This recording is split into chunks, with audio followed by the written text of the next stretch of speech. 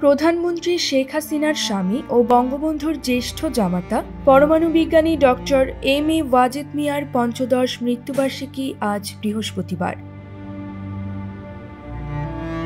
2009 সালের এই দিনে তিনি মারা যান। 1942 সালের 16 ফেব্রুয়ারি রংপুরের পীরগঞ্জ উপজেলার লালদিঘির ফতেপুর গ্রামে ডক্টর এম.এ. ওয়াজেদ মিয়ার জন্ম।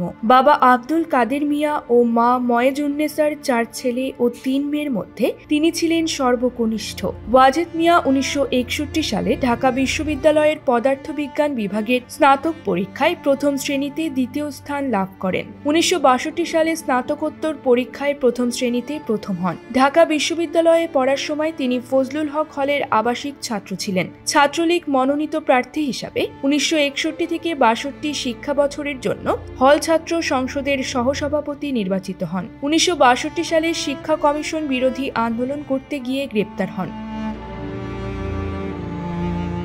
ওয়াজেদ মিয়ার মৃত্যুবার্ষিকী উপলক্ষে রাজধানী ঢাকা সহ রংপুর মহানগরী, পীরগঞ্জ উপজেলা প্রশাসন, ডক্টর ওয়াজেদ মিয়ার পরিবার, উপজেলা আওয়ামী লীগ ও বিভিন্ন সংগঠন, ডক্টর ওয়াজেদ স্মৃতি সংসদ ও ডক্টর ওয়াজেদ ফাউন্ডেশন ফাতিহা পাঠ, কবর জিয়ারত, মিলাদ মাহফিল ও গরিবদের মধ্যে খাবার বিতরণ সহ নানা কর্মসূচি গ্রহণ করেছে।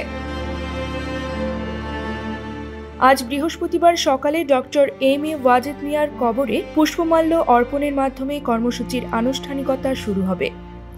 নিউজ ডেস্ক, সংবাদ পরিক্রমা।